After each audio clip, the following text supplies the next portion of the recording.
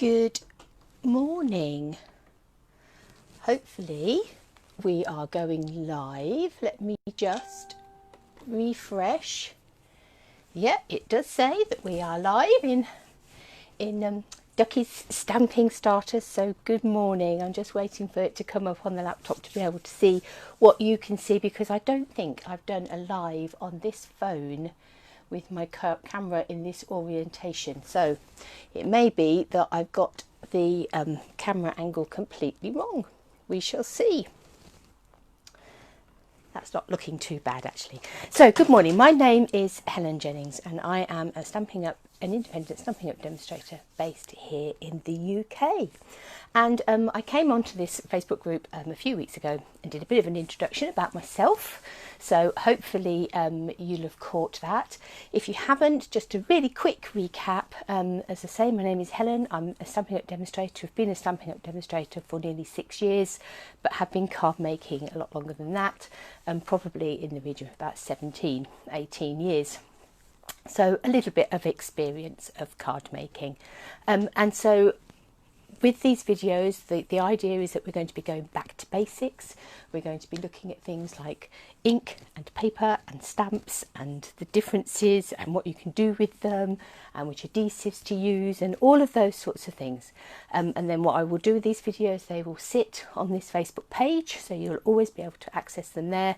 I will also upload them to YouTube. So however you've come across them, whether you've come to me through the Facebook page, through somebody sharing, and do feel free to share these videos out with others. So whether this video has been shared by somebody else, whether you've come to it through YouTube, welcome.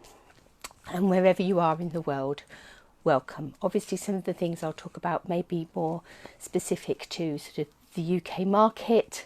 Around the world we vary on our card sizes, but we'll chat a little bit about that as we go along. So I know that card sizes vary across the world. Some of us use the A4 sort of card system in the metric sizes, whereas in the America and Canada and things, you've got different card sizes to us. So those sorts of things do alter, and actually that's the sort of thing that's really useful to know, because if you have come across a card that you really like on a YouTube video, for instance, or that you've seen a tutorial for and you can't work out why it's not fitting with the things that you've got, it could be that that's it. It could just be that it's the variations in card sizes and those sorts of things. So that's some of the things hopefully that we will be able to talk about. So as I say, however you've come across this group, welcome. I am a Stampin' Up demonstrator. I do supply Stampin' Up products. I do have all the catalogues and those sorts of things, and if you're based here in the UK and you would like to have a look at any of the catalogues, and I will just show you the ones that are currently available, and that might not be the case by the time that you see this video, but that are currently available here in beginning of September 2019. If you would like any of these catalogues, and as I say you're UK based, do hop onto my website and I'll put links to that above this video when I edit it, and sort of we'll keep referring to it. It's www.Love-a-Duckie.co.uk, and you will find a form there to request a catalogue, so you can go onto there and put the details in, and I will happily send you one out. And you can also go on there and have links to my online store and all sorts of things. So all exciting stuff. But it's not just, my job is not just about selling the products. A huge part of my job, and the far more important part of my job, is to help people to use those products. So it's to inspire them, it is to teach, it's so that together we can find out all the different things that you can do with this wonderful range of products that we have. So that's why it's a passion of mine to take us right back to basics and to help people that are just setting out on this card making journey, and to pass on some things that I've learnt along the way. And by all means come in, comment, whether you're watching live, whether you're watching at a later point, do come in, do comment, do leave comments, do let us know things that you've learnt along the way, because I'd like this to be a community of people that are learning together and growing together, and you know, to be sharing tips, to be sharing things that we're making and things that went wrong, things that went spectacularly right. All of those things it's important to share. So what I am going to do is I am going to flip the camera. So if you do get motion sickness or anything, I do apologise. I'll let you know when I start and I'll let you know when I finish. I'm going to flip the camera over so that you can see the desk in front of me, and we will start talking about paper.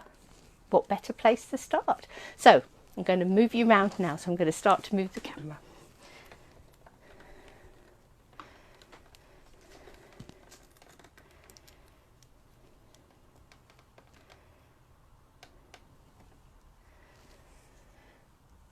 Now I'm just going to wait for the laptop to catch me up, because that is suggesting, yes, that that is upside down. I'm going to turn you round. That's better. And let's move these wires out of the way. Now, if you've never watched any of my lives before, and I do have on my Love-a-Duckie Facebook page, I do lives every Monday morning and every Thursday evening here UK time, where we do creating together, but I've nearly always got a cup of tea, and this morning is no exception.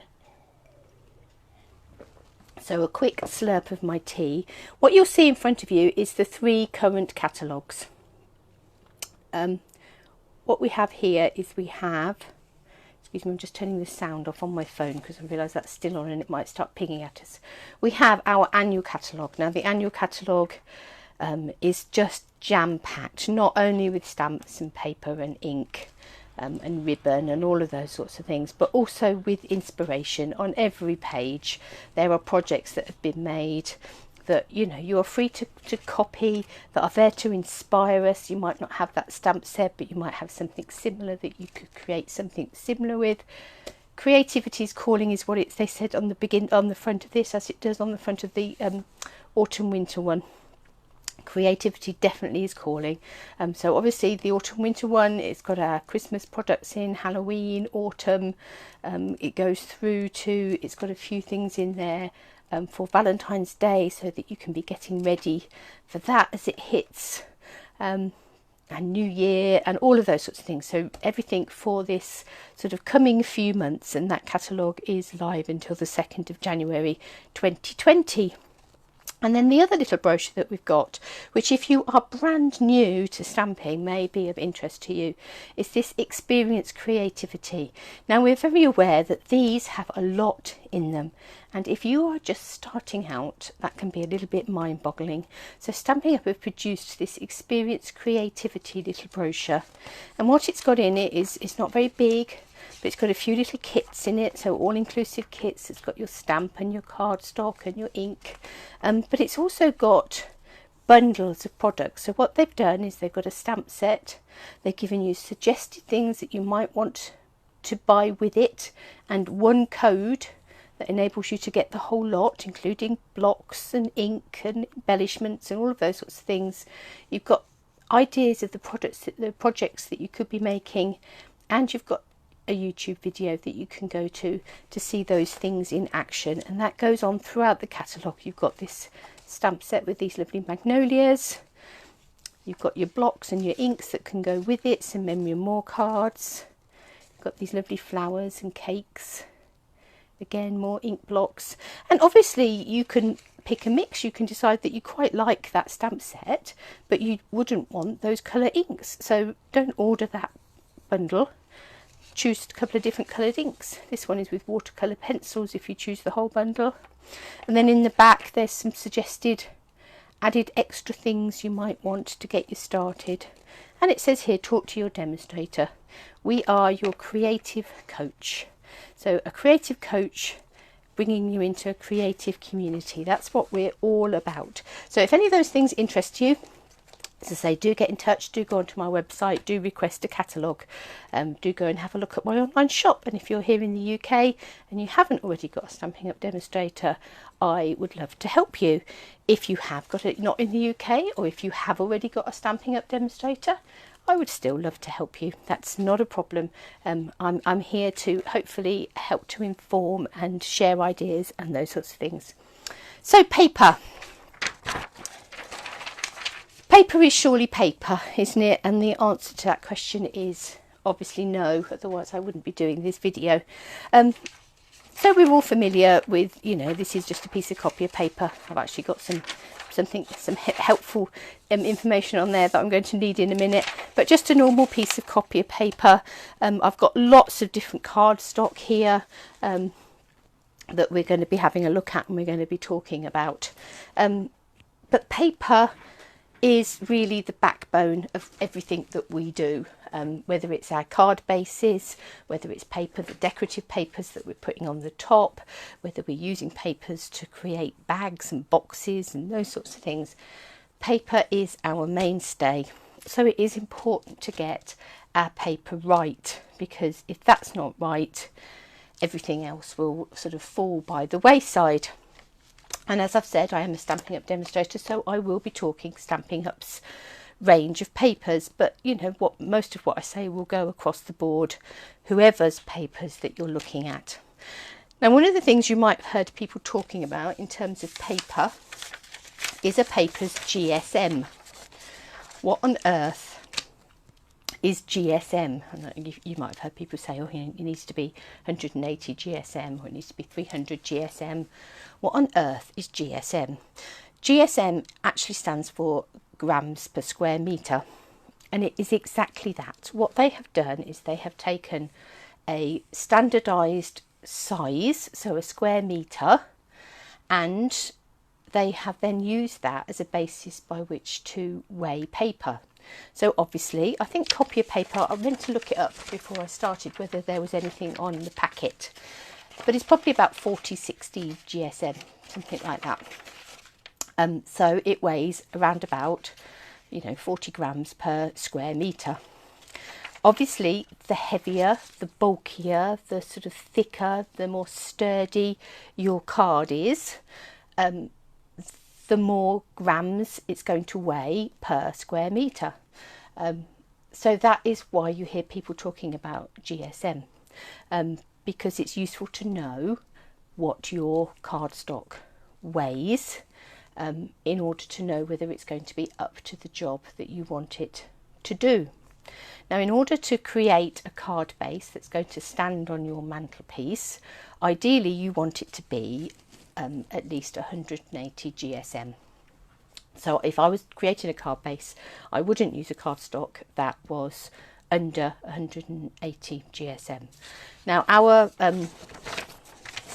standard regular cardstock, so the backbone of all that we do, our basic Whisper White cardstock is 216 GSM. If you're in America, they do theirs weights in pounds. So in America, that's an 80-pound cardstock. Here in the UK, that's 216 GSM. So it's up to the job of creating a card base. Sometimes if you are doing something that has got a lot on the front, you might want a more sturdy cardstock so that it doesn't topple over or buckle under the weight of all the wonderful embellishments that you've put on the front. Or it may be that you're creating a box that needs to be a little bit more sturdy. So we do also stock a thick Whisper White. So here's our thick Whisper White. I'm sure you can tell the difference, can't you, on that video between the standard Whisper White and the thick Whisper White. The wobble test, I don't know whether that will sound any different. So there's your standard Whisper White, and here is your thick Whisper White. There is a bit of a tonal difference there. So the thick Whisper White is actually 270 GSM, so that is a much sturdier cardstock. So if you need your card base or your box or whatever it is to be that little bit more sturdy, then it's the thick cardstock you want, and we supply thick Whisper White and thick Very Vanilla, so both of those colours are available in the thicker cardstock. So both of the sort of plain neutral colours, there's absolutely no reason why you can't add colour to them, do all sorts of things with them, but that's something we'll come to eventually. So standard cardstock, including our Whisper White and our standard Very Vanilla, 216 GSM. Our thick Whisper White cardstock, 270 GSM. So both of them have their place, both of them incredibly useful. yeah, you need both of them in your stash. Obviously, when it comes to putting mats and layers on things, so if you created your card base out of your thicker Whisper White, and then you were going to put on sort of 3 or 4 layers of different coloured cardstock, you don't want that cardstock being as heavy, because otherwise it just adds too much weight to the front of your card, and when you send it on the mantelpiece it's just going to nosedive. So you sort of, that's where it all builds up. So have your heavier card base, but use your 216 GSM cards and your DSPs, your papers, to mat onto the top. So DSP, what on earth is DSP?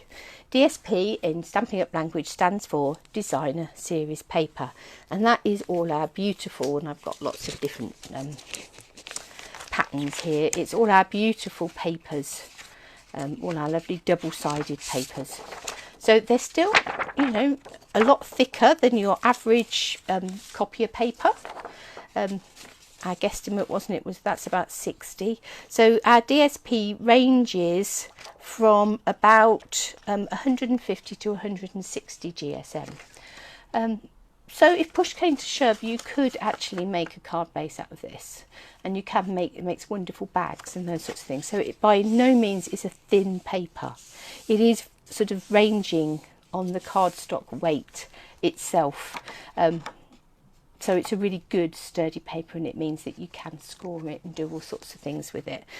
Sometimes we have some more speciality papers that aren't quite as thick as that, and we do have one, if I can find it at the moment, we have a range called the pressed petals paper. Let's bring out a piece of that. And this isn't quite as thick. You can tell just by the way that it holds itself. If I just hold it, this one is far bendier than that one. And again, the wobble test, there is a little bit of a difference in sound. But that again has its uses. So perhaps you want to create an envelope, so you don't want your paper to be quite as thick as that. That is beautiful. If you're mass producing lots of cards and you want lots of layers on it, you might not want such a thick paper. It's really lovely for making little folders to put things in. And it's really pretty, fabulous for scrapbooking and all those sorts of things. And also with these papers, obviously, this is thicker, so therefore is more expensive to produce. So if you, with these thinner speciality papers, the other bonus is that you actually get more paper for your money. So you get a lot more sheets in your pack of pressed petals than you get in your pack of Magnolia Lane, and that is just down to the weight of the paper. I'm not going to say it's the quality of the paper, because it isn't, because these papers are beautiful, but this is a thicker, heavier weight paper. So there are going to be things that you're going to be able to do with this that you're not going to be able to do with that, but likewise there's things that you're going to be able to do with that that you perhaps wouldn't want to do with this. So everything has its place. So the weight of our thinner papers, as I say, will probably be about 104 GSM, so 104-ish, 150-ish, standard cardstock 216, thick Whisper White and thick vanilla 270 GSM. So that's all the different weights, and other cardstocks and other sorts of things will have different weights to them. But that's what that GSM means. That's what that weight is talking about. It's about the weight of your cardstock. It's about how bulky it is, how thick it is. You know, the more bulk it's got, obviously the more it's going to weigh per square metre. So GSM, that's your weight of your cardstock. So if you've heard people talking, or you do hear people talking about the GSM of cardstock, that's what they're talking about, the grams per square metre, how heavy it is for that standardised size. So types of paper. So I said that we have our Whisper White cardstock. This is the cardstock that we use the most of. You know, we stamp onto it. We use it for card bases, we use it for matting and layering, might sponge on it and sort of change the colour of it, run it through embossing folders, die cut with it, all sorts of things we're going to do with our standard cardstock. And here at Stampin' Up, we don't stick to just Whisper White cardstock. I'm just having a look round to see if I can find. Here's my little swatch of colours of cardstock.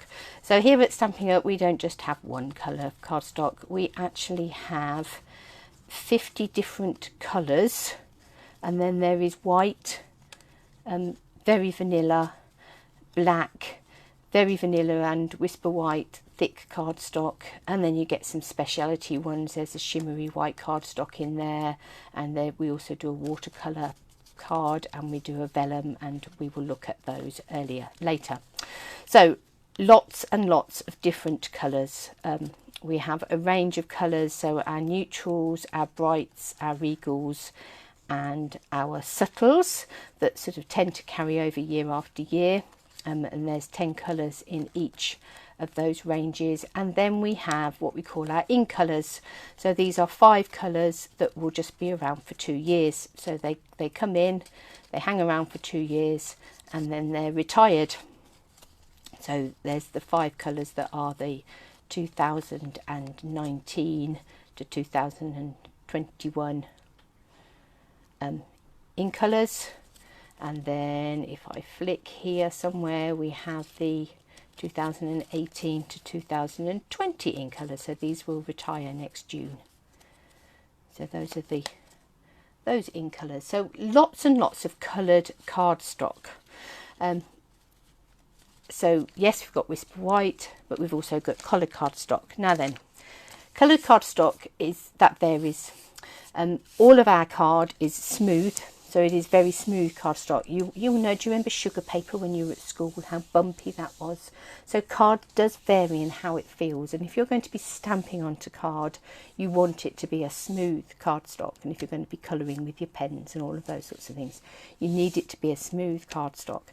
So our cardstock is beautifully smooth, whether it's whisper white or whether it's one of the colours. Some cardstock, so some coloured cardstock will just be colour coated. So it will have had colour sprayed virtually onto both sides. But if you do this with it, the core inside will be white. Now you can see that the core inside ours is not white. The colour in our cardstock goes all the way through. So the core of the card is the same colour as the outside of the card. So that's something else that you want to look for, is does the colour go all the way through the cardstock? Is the core the same colour as the outside? And the answer for our cardstock is very definitely yes, it is.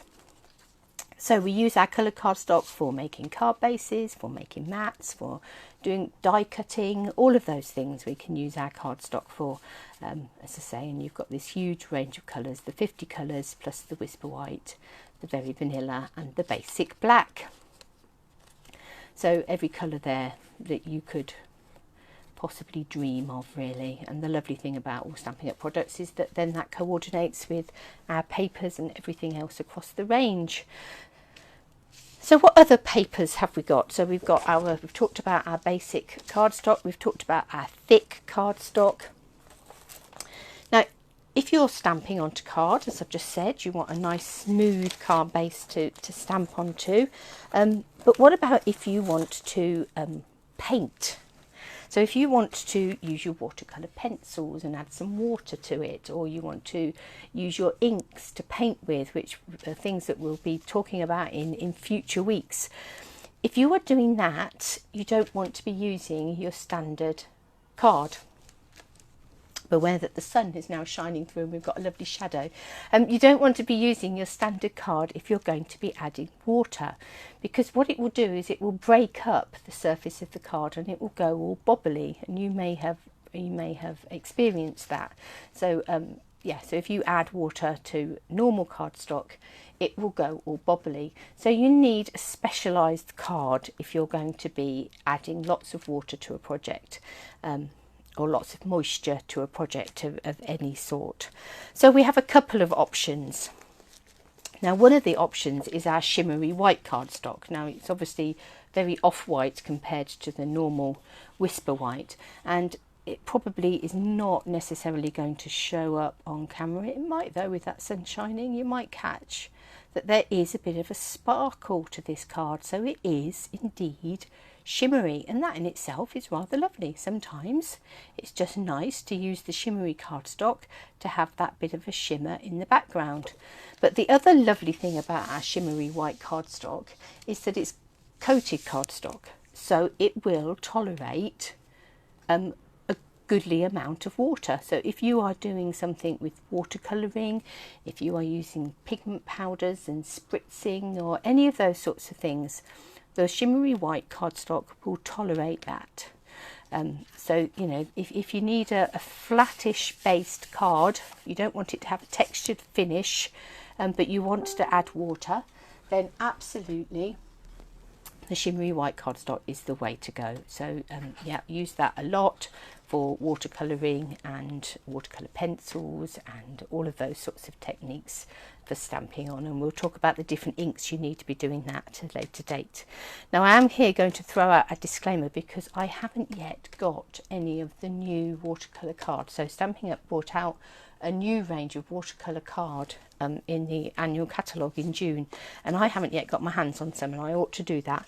But this is a piece of sort of standard watercolour card, and watercolour card has sort of got more of a bobbly texture to it. It is a thicker weight card again, and that will take even more water. You can throw even more water at watercolour card, but it has got a textured finish on it.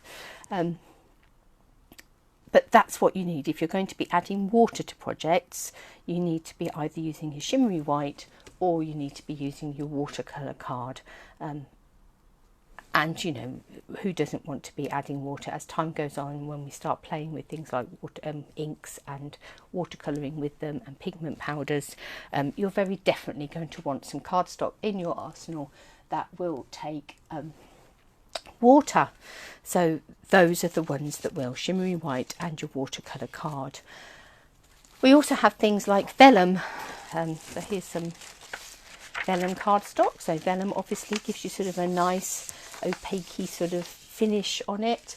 There's lots of lovely things that you can do with vellum. So you can use it as sort of little elements. You can die cut with it, you can punch with it, you can do all of those sorts of things. You can stamp onto it, you can colour on it, you can run it through embossing folders. And the really nice thing, and hopefully just by scoring it you'll be able to see, one of the nice things about embossing onto vellum is that you get this lovely white line. So if you can imagine, if you'd put that through an embossing folder, wherever it was embossed would be white. You can also just use embossing tools, and so you could stamp on it, so you can do sort of like parchment craft type effects with your vellum. There's so it's nice just to sort of add a softening element to some of your projects, but there's also so much more you can do with it. So you could have, I could have perhaps stamped a flower. Well, imagine that I've stamped a flower, and then I'm going to turn around the inside, and you obviously, if you were actually doing this, take a lot more care than I am. But let's just imagine that we've got a stamped flower outline, and I'm now just filling it in on the other side with my embossing tool, and you get this sort of lovely parchment effect. There's no reason why you couldn't just do that. You could just sort of have a snowy background and perhaps some little snowflake type effects on your vellum. So yeah, so it's, vellum is a really lovely, again, a really lovely addition, a different sort of paper, and a really lovely addition to your arsenal, because you can just die cut little elements and just add little layers of sort of this sort of translucent sort of, you know, bit of something in the background. And we do also currently in our annual catalogue have a range of coloured vellums as well that are very pretty, and just like the ordinary vellum, you can let's just cut up a slither of this. So again, if you were to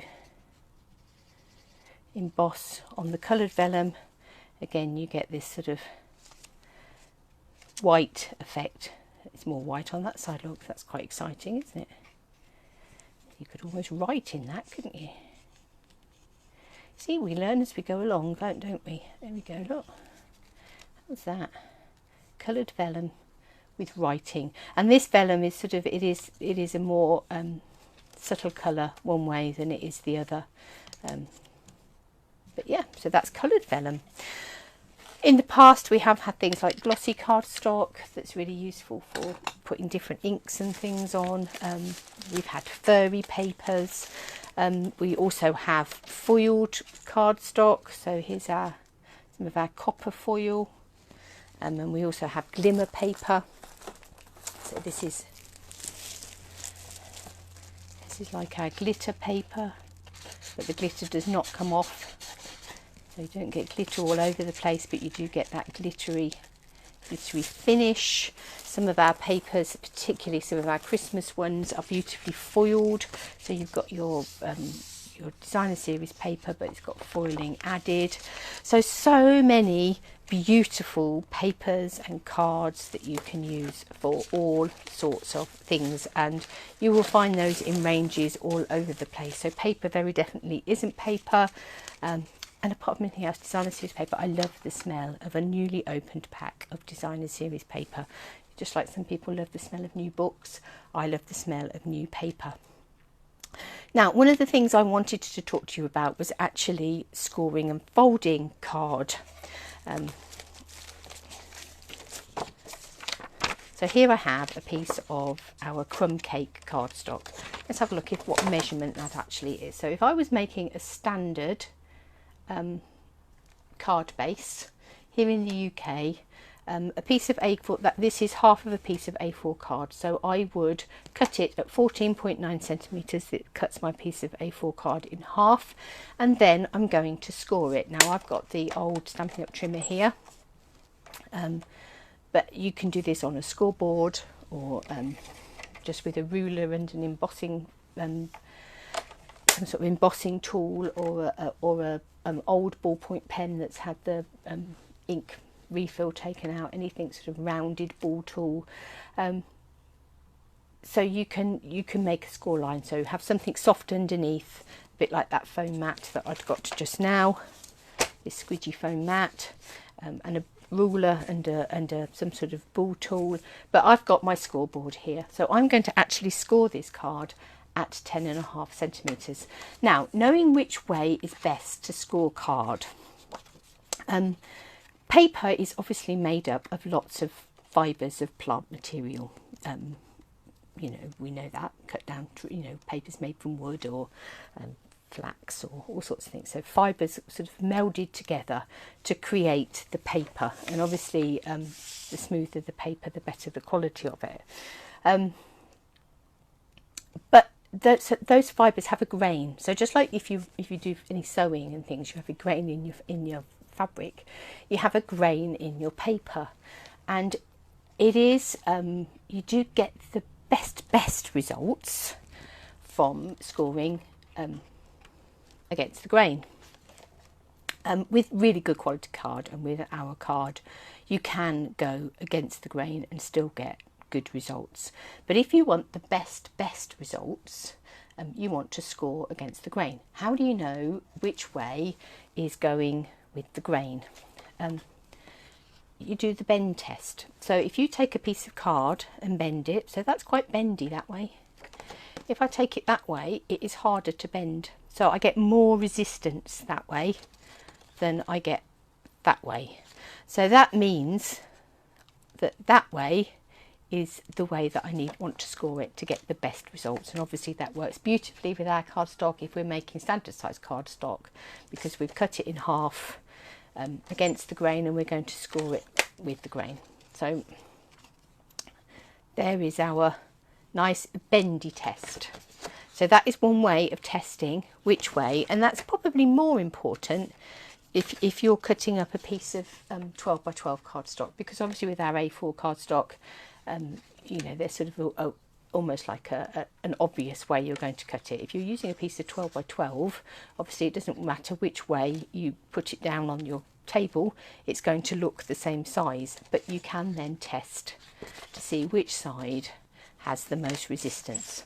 So we know that this way is the best way to score our card, but as I say, with our cardstock you can get away with doing it the other way. That's not a problem. So we've cut our piece of cardstock, so it measures 14.9 centimetres here. We've cut our A4 piece of card in half, and now we're going to score it at 10.5 centimetres. So there we are. I've run my score tool down there. However I've done that, whether I've done it on a scoreboard or with an embossing folder or whatever. So what we get is we get a side of the card that has a groove in it, has a dent in it, and we have a side of the card that has a bobble that is raised. And what you do when you score cards is you're breaking down those fibres. So where those fibres have all knitted together to make the paper, when you're scoring it, or if you scrunch it up into a ball, or however you work it like that, you're actually breaking down those fibres. So we've got our card with a groove in it, and we've got our card in a bump in it. The question is, which way should we fold it? Should we fold it so that the bump is on the top, or should we fold it so the bump is in the middle? The answer to that question is you should fold it so your bump is in the middle. You're folding in to your bump. Okay, with good quality cardstock you'll get away with it the other way, but if you want the best, cleanest, no crack type result, fold with your bump in the middle, and then you can take your bone folder if you want to and just burnish that fold so that you've got a beautiful crisp fold and a lovely card base ready to add your layers and your embossing and your whatever it is that you're going to add to that cardstock. So a bit of a quick recap on paper. Is paper just paper? No, it definitely isn't. There's all different sorts of papers. So some of the things you need to look out for: is it smooth cardstock? Are you going to be able to stamp on it beautifully? Is it going to be able to die cut and all of those sorts of things? Cheaper cards that are really fibrous don't die cut and punch very well. So obviously you want to go for the best quality cardstock that you can find and you can afford. And you know, ours is up for all of those jobs. You can punch it, you can die cut it, you can cut it, you can score it, you can add layers with it, you can do all of those sorts of things. So is it smooth? How fibrous is it? Is it a good smooth cardstock? What weight is it? Is it up to the job that you want it to do? So if you're going to make card bases, you need it to be at least 180 GSM really to be successful with your card bases. And our cardstock, as we said, standard cardstock is 216, and our extra thick Whisper White and thick vanilla is 270. So if you're doing something a bit more substantial that's got more layers on, then that's probably the cardstock you want to go to. So we've got weight. GSM stands for grams per square metre.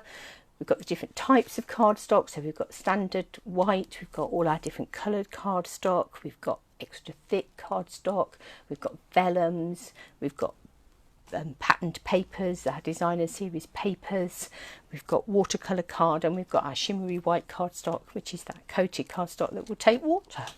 Excuse me. So lots and lots of different types of cardstock. And paper, weights, and then folding it. So finding which way is the least resistance, so which way the cardstock goes.